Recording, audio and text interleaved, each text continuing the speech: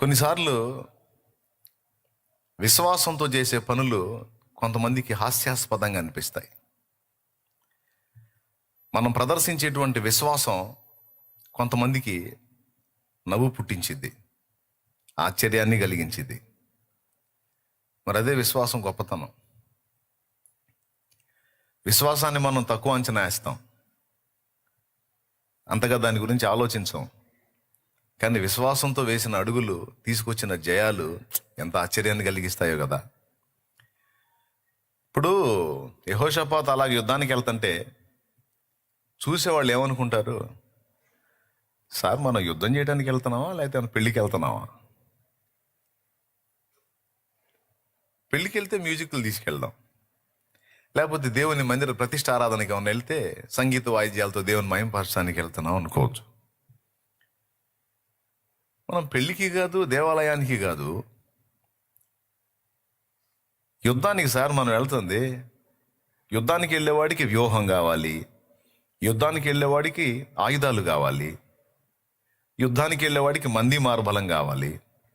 అవన్నీ సమకూర్చుకోకుండా మ్యూజిక్లు వేసుకుని వెళ్ళటం ఏంటి సార్? అప్పుడు యెహోషాపాతు సమాధానం ఏంటంటే, నా విశ్వాసం బాబు, అది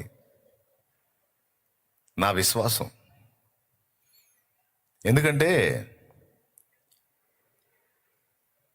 గుర్రముల బలాన్ని బట్టో సేనల బలాన్ని బట్టో నాకు జయము రాదని తెలుసు. జయమిచ్చువాడు యెహోవాయే, జయమిచ్చువాడు యెహోవాయే. ఆపత్కాలమందు నాకు సహాయకుడు ఆయనే, నేను ఆయన యందు విశ్వాసం ఉంచాను. నాకు తెలిసి యెహోషాపాతు ఈ పని చేస్తున్నప్పుడు ఆ చుట్టుపక్కల ఉన్నటువంటి ఇతరులు విమర్శించుకొని ఉండొచ్చు, నవ్వుకొని ఉండొచ్చు. భయం దెబ్బకి రాజుకు మతిపోయినట్టుంది. ఇట్లాంటి పిచ్చి పని చేస్తున్నాడు, ఎంత అనవసరంగా చస్తాం ఈ రాజు మాటింటే అని వాళ్ళు ఎంత కంగారు పడ్డారో. కానీ విశ్వాసం గెలిచింది, వాళ్ళ విమర్శలు గెలవల. యెహోషాపాతు యొక్క విశ్వాసం గెలిచింది. యెహోషాపాతు అంటాడు, యుద్ధమైనా సరే, ఇంకొకటైనా సరే నేను ఆయనను ముందు పెట్టుకొని ఆయనను స్తుతిస్తూ వెళ్తాను. యుద్ధ భూమిలో కూడా నేను ఆయన్ని స్తుతిస్తాను. స్తుతి చేయుట ద్వారా నా దేవుడు కదులుతాడన్న విశ్వాసం నాకుంది. ఆయన కదిలితే కత్తి, ఈటె, బాణము, బరిస అనే వాడే పని లేకుండా శత్రు వినాశనం ఆయనే చేస్తాడు. నా మీదకి వచ్చిన వాళ్ళంతా ఆయనే చూస్తాడు. ఆయన రావాలనే నేను ఈ పని చేస్తాను. అంటే యెహోషాపాతు మొదట దేవుడు ఉన్నాడని నమ్మాడు. ఆ దేవుడు ఎవరు? తన పితరుల దేవుడైన యెహోవా అని నమ్మాడు. మూడవది, ప్రతికూలతలలో సైతం విశ్వాసంతో ఆయనని స్తుతించి ఆయనను ఆశ్రయించుట ద్వారా ఆయన కదిలి వచ్చి కార్యం చేస్తాడని నమ్మాడు. 3 సంగతులు నమ్మాడు ఆయన. 4వ విషయం ఏంటంటే, ఇలాంటి విశ్వాసపు చర్య చేయటానికి తను పూనుకున్నప్పుడు, ఇలాంటి విశ్వాసపు అడుగు వేయటానికి తను పూనుకున్నప్పుడు కొంతమంది తనని ఎగతాళి చేస్తారని కూడా తనకు తెలుసు. అయినా వాళ్ళు ఎగతాళి చేస్తారు, వీళ్ళు విమర్శిస్తారు అనుకుంటా కూర్చుంటే ఎట్లా? దేవుణ్ణి కదిలించాలా, దేవుడు దిగి రావాలా, ఇప్పుడు యుద్ధంలో నేను గెలవాలా, ఇంకా లేకపోతే నాకు బలం చాలదు అని గ్రహించి విశ్వాసాన్ని బట్టి ఇలాంటి పని చేస్తే చూసిన వాళ్ళకేమో అది పిచ్చి పని, కానీ దేవునికి అది ఇష్టమైన పని. వెరసి యెహోషాపాతు గెలిచి వచ్చాడు.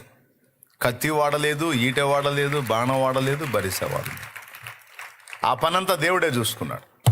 చాలా ఈజీగా అలాగ పోయాడు, ఇలాగొచ్చేసాడు. సంగీత వాయిద్యాలు వాయించే సేవకుల్ని ముందు పెట్టుకున్నాడు. సేవకుల్ని జయం వచ్చేసింది. సేవకులు ఏం చేస్తారండి? కత్తులు ఆడతారా, కటార్లు ఆడతారా? సేవకులు ఏం చేస్తారు?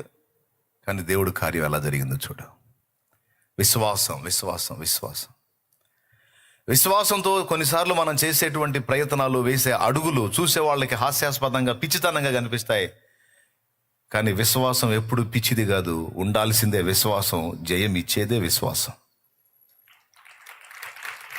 లోకమును జయించిన విజయము మన విశ్వాసమే అని రాస్తుంది. దేవునికి స్తోత్రం కలుగును గాక. ఆయన యందు మనం ఉంచిన విశ్వాసము మనల్ని సిగ్గుపడనీయదు. Amen, amen. ఇది ఒక వింత చర్య. యుద్ధానికి పోయేటప్పుడు మ్యూజిక్ తీసుకొని పోవటం వాళ్ళకే ఆశ్చర్యం కలిగి ఉండొచ్చు. శత్రురాజులు కూడా ఇదేందిరా మ్యూజిక్లు తీసుకొని వస్తున్నాడు, పాటలు పాడుకుంటూ వస్తున్నాడు ఏంది, పెళ్ళా పాటలు పాడుకుంటూ వస్తున్నాడు ఏంది? వాళ్ళకి ఆశ్చర్యం, ఈ టీంలో ఉన్న వాళ్ళకి ఆశ్చర్యం, మొత్తానికి పాడండి రా, పాటలే పాడండి, దేవుడు చూసుకుంటాడు. స్తుతిస్తూ ఉండండి, దేవుడే చూసుకుంటాడు. కృతజ్ఞతలు చెల్లిస్తూ ఉండండి, దేవుడే చూసుకుంటాడు. మన స్థాయికి తగ్గది మనం చూడవచ్చు, ఇబ్బంది లేదు. మనకి మించిన దాన్ని ఆయన పాదాలు పట్టుకోవడం తప్ప ఇంకా మనం ఏం చేయలేం. ఈ లైవ్లో ఉన్నవాళ్ళు, ఇక్కడ కూర్చున్నవాళ్ళు పాపం బుధవారం చాలా పనులు ఉంటాయి. ఇదే ఆదివారపు ఆరాధన కాదు పాపం, అంతా సెలవులు వచ్చి ఇంటికి మందిరానికి రావడానికి పాపం ఈరోజు కూడా పాపం పనులు ఉంటాయి, పోవాల్సినవి ఉంటాయి. పొట్ట తిప్పల కోసం అయినా సరే వచ్చి కూర్చున్నారు ఇక్కడ. ఆ పొట్ట తిప్పల్ని కూడా పక్కన పెట్టి వచ్చి కూర్చున్నారు. అందుకే చెప్తున్నాను మీకు, ఉపయోగపడిద్దని. కొన్నిసార్లు విశ్వాసంతో మనం చేసే ప్రయత్నాలు, వేసే అడుగులు చూసే వాళ్ళకి అవి హాస్యాస్పదంగా అనిపించవచ్చు. కొన్నిసార్లు నువ్వు చేసే విశ్వాసపు ప్రయత్నాలు నీకే నవ్వు పుట్టించవచ్చు, కానీ నిజం జరుగుతుంది. అది దేవునికి మహిమ కలుగునుగాక. యెహోషాపాతు ఎలా చేశాడా? హిజ్కియా రబ్షాకే అనేవాడు పెద్ద దండును వేసుకొని వచ్చాడు. సన్హెరీబ్ దగ్గర వర్క్ చేసేవాడు రబ్షాకే అనేవాడు. ఆ పెద్ద దండును వేసుకొని వచ్చాడు.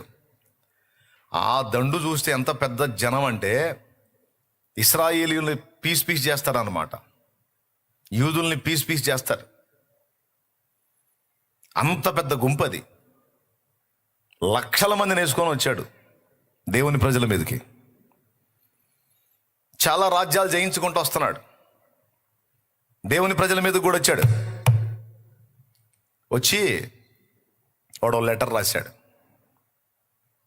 ఏంటిది ఆ లెటర్ అంటే,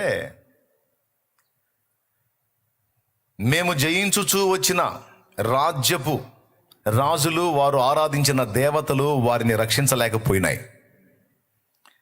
మీ రాజైన హిజ్కియా నమ్ముకున్న యెహోవా కూడా మిమ్మల్ని రక్షింపలేడు నా చేతుల్లోంచి. మా దెబ్బకి మీ దేవుడే మిమ్మల్ని మా చేతికి అప్పగిస్తాడు.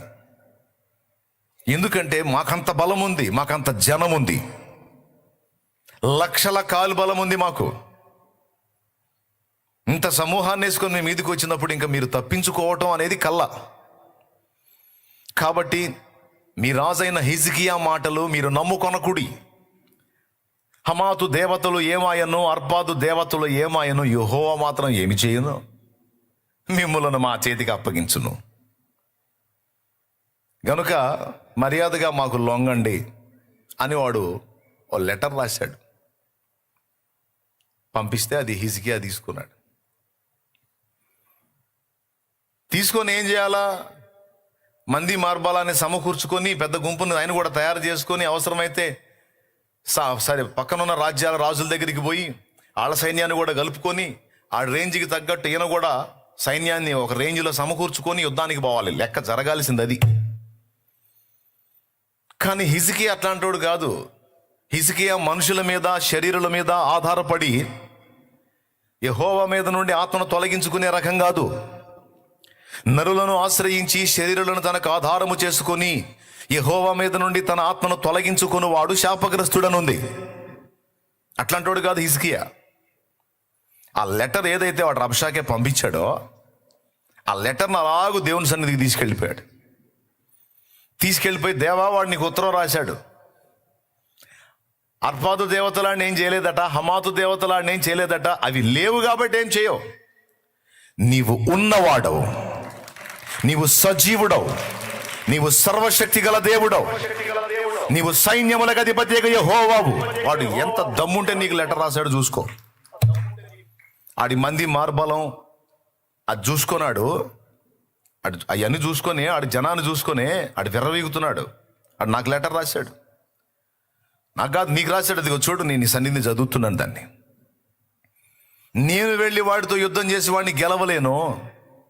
అదిగో వాడు పంపించిన ఉత్తరం నీ చేతికి అప్పగిస్తున్నాను, నువ్వే చూడమని దేవుని మందిరంలోనికి వెళ్ళి ఉత్తరం అక్కడ పెట్టి ప్రార్థన చేస్తున్నాడు, ప్రభువుని స్తుతిస్తున్నాడు. ఒకసారి ఆలోచించండి, వచ్చినవాడు బలమైన రాజు, వచ్చినవాడు హిజ్కియా రాజు కంటే బలమైన రాజు, లక్షలాది మంది సైన్యాన్ని కలిగిన రాజు, చాలా బలవంతుడు వాడు.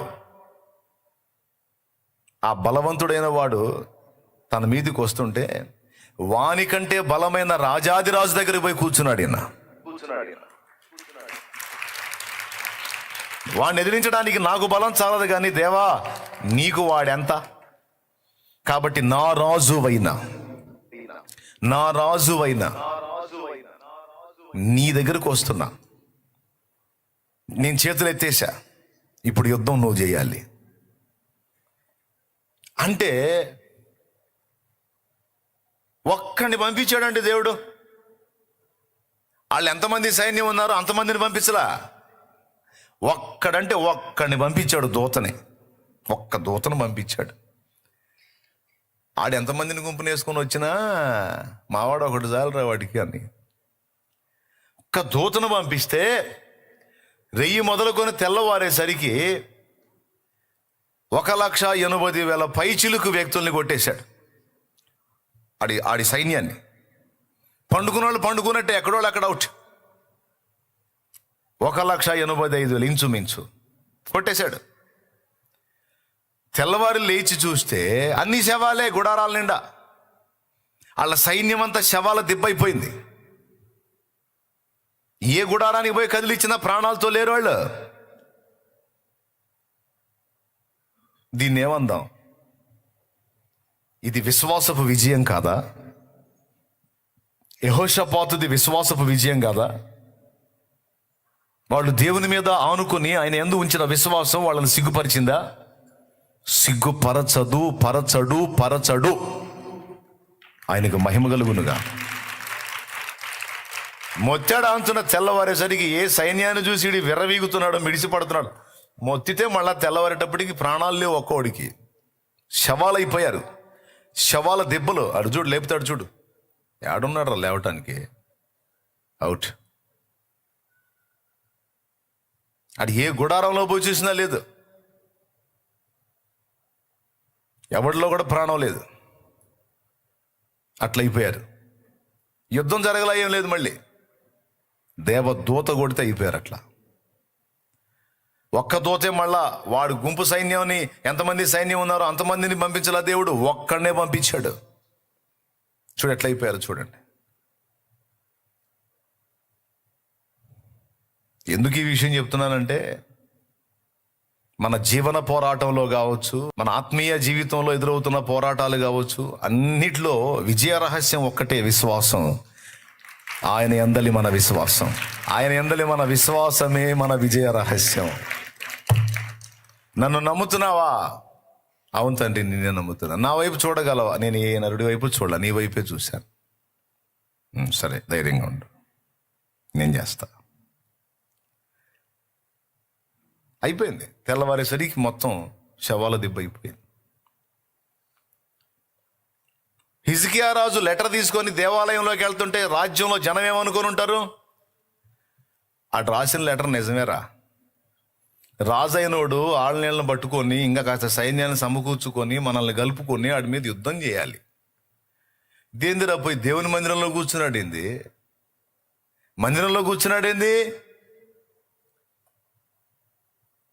ఆయన ఏం చేస్తాడో చూపించాడు.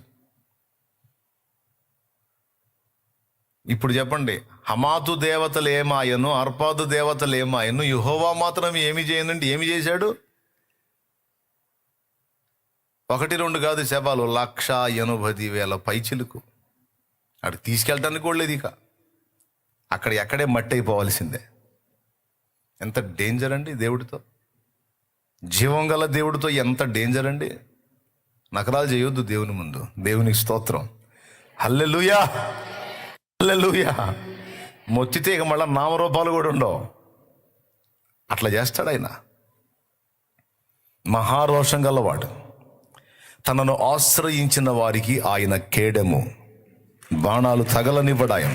ఇలా మీరు గమనిస్తే మనం ఆశ్చర్యపోయే విషయాలు ఎన్నో. ఐగుప్తు నుంచి బయటకు వచ్చిన ఇశ్రాయేలు సర్వ సమాజము ఎర్ర సముద్రపు ఒడ్డున దిగారు. వీళ్ళని ముందు పొమ్మన్న ఆ ఫరో వెంటబడి మళ్ళా తరుముతా వచ్చాడు. ఫస్ట్ పొమ్మంది ఆడే. ఆ బానిస బంధకాల్లోంచి బయటకు వచ్చి ఎర్ర సముద్రం దగ్గర దిగినాక మళ్ళీ ఆడికి పురుగు తిరిగింది. పురుగు తిరిగి అసలు వాళ్ళని ఎందుకు వదిలిపెట్టాలి, నేను నా దేశాన్ని నాశనం చేశారు వాళ్ళు, నా బానిసల్ని నేను ఎందుకు వదిలిపెట్టాలని మళ్ళీ వాళ్ళు వెనక్కి తెస్తానని వెంటబడ్డాడు. రథాలు, రౌతులు, గుర్రాలు, సైన్యాన్ని వేసుకుని వెంటబడ్డాడు. అల్లంత దూరంలో కనపడతా ఉన్నాయి ఫరో రథాశ్వాల ఆ సైన్యం అంతా కనపడతా. మొత్తం ఇశ్రాయేలు సర్వ సమాజం మోషేకి వెళ్ళిపోయారు. మోషే మోషే, ఐగుప్తులో మేము చస్తే మమ్మల్ని పాతి పెట్టడానికి స్థలము చాలదని సముద్ర తీరానికి తెచ్చావా? ఇప్పుడు ఇటు పారిపోవాలి, అదిగో వస్తున్నాడు ఫరో. వెళ్ళమంది వాడే ఇప్పుడు మళ్ళీ తరమటానికి వస్తున్నాడు.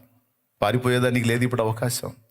ముందేమో సముద్రం, ఇంకా చేసేదేముంది, ఐగుప్తు రాజైన ఫరోకు దాసుల మగుదుము అని ఇక దుమ్మెత్తి పోసేవాళ్ళు, రాళ్ళు తీసుకున్నవాళ్ళు మోషే మీద. ఓరి పిచ్చోళ్ళారా, ఎంత తిక్కలోళ్ళరా మీరు! ఎన్ని కార్యాలు చూశారు ఇప్పుడు ఐగుప్తులో, నా ప్రభు చేసిన కార్యాలు. మీరేమన్నా చేశారా? వాడు మిమ్మల్ని రిలీజ్ చేయటం అనేది చిన్న విషయమా? వాడు మిమ్మల్ని వదిలేశాడు అంటే ఎంత దెబ్బలు తగిలితే వదిలేశాడు వాడు. ఎలాంటి కార్యాలు చూశారు మీరు నా దేవుడు చేసిన కార్యాలు? అగ్ని వడగళ్ళు కురిపించాడే, ఐగుప్తు నీళ్ళని రక్తంగా మార్చాడే, ఐగుప్తు మొత్తాన్ని 3 రోజులు అంధకారంలో ముంచెత్తాడే, మిడతల చేత, తెగుళ్ల చేత, గడ్డల చేత, పేనుల చేత చిత్రవద చేశాడే, జోరీగల గుంపు, కప్పల గుంపు చేత వాళ్ళకి నెమ్మది లేకుండా చేశాడే. మీ కళ్ళారా మీరు చూశారు. ఐగుప్తు సర్వ సమాజంలో ఇవన్నీ ఉన్నాయి, కానీ ఇశ్రాయేలు నివసించిన గోషన్లో ఇవి లేకుండా మీకు మాత్రం ఏమీ జరగకుండా మిగిలిన ఐగుప్తు మొత్తాన్ని హడావుడి చేశాడే. చివరకు ఐగుప్తీయుల ప్రథమ సంతతిని కూడా హతము చేశాడే. ఇన్ని కార్యాలు చేశాడే బలమైన బాహు చాపి నా దేవుడు. ఎంత తేలిగ్గా మర్చిపోయారు మీరు ఆయన కార్యాలు. ఎలా మర్చిపోగలరు మీరు ఆయన కార్యాలు? మీరేమైనా ఇంత పని చేశారా? మిమ్మల్ని ఒట్టిగా కూర్చోబెట్టి ఈ పనులన్నీ దేవుడు చేశాడు. మీరు ఊరకయే ఉన్నారు, దేవుడు పనులన్నీ జరిగించి మిమ్మల్ని బయటికి తెచ్చాడు. మీరు ఎలా మర్చిపోవుదురు? ఇన్ని కార్యాలు చూసిన మీరు ఎందుకు భయపడుతున్నారు? ఎందుకు దిగులు పడుతున్నారు? ఎందుకు కంగారు పడుతున్నారు? మోషే ప్రశ్న. ఇవన్నీ ఎందుకు వీళ్ళకు సుత్తి? ఒకటే చెప్పాడు, ఇశ్రాయేలీయులారా కలవరపడకండి, మీరు ఊరకయే నిలుచుండి చూడండి, నేడు యెహోవా మీకు కలుగుజేయు రక్షణ. మీరు ఊరకనే నిలుచుండి చూడండి. ఈరోజు యెహోవాయే మన పక్షమున యుద్ధం చేస్తాడు. ఎలా చేస్తాడో చూడండి. మీరు ఊరకయే నిలుచుండి చూడండి. నేడు మీరు చూచుచున్న ఈ ఐగుప్తీయులను ఇక మళ్ళీ చూడరు. వాళ్ళకి సావు మూడింది. సావు మూడే తీసుకొచ్చాడు వాళ్ళని. మనల్ని చంపడానికి కదా వాళ్ళని తెచ్చింది, వాళ్ళని గాజేయటానికి తెచ్చాడు. వాళ్ళని రెచ్చగొట్టి వాళ్ళు అయిపోతారు. ఇప్పుడు వాళ్ళకి మూడింది సావు. అందుకే మళ్ళీ మనం వెంటబడ్డారు. జరిగేది మీరు ఊరక నిలిచుండి చూడండి అంటే, యుద్ధానికి సిద్ధపడండి అన్నా చెప్పకుండా మీరు ఊరకనే నిలబడి చూడండి అంటే ఏం చూడాలి? వాళ్ళు వచ్చి తనే చూడాలి. ఈ మోషే పలికిన ఈ విశ్వాసపు పలుకు ఇశ్రాయేలు సర్వ సమాజానికి ఆశ్చర్యాన్ని, హాస్యాన్ని కలిగించింది. కానీ మోషే చెప్పేదేంటి? విశ్వాసం. మీరు నమ్మండి, ఆయన బలవంతుడు, మీరు నమ్మండి, ఆయన సర్వశక్తి గలవాడు. నీ చేత కాలేదని దేవుని చేత కూడా కాదనుకోవద్దు. యెహోవా బాహువునకు అసాధ్యమైనది ఏమైనా కలదా? యెహోవాకు అసాధ్యమైనది ఏమైనా కలదా? ఏమీ లేదు. మీరు ఊరకనే నిలుచు, మీరేమి ఒక ఈటె కానీ, బాణం కానీ, బరిసె కానీ ఎవ్వడు పట్టాల్సిన అవసరం లేదు. నేడు యెహోవా మీకు కలుగుజేయు రక్షణను మీరు ఊరకయే నిలుచుండి చూడండి. చేతనైతే స్తుతించండి అంతే.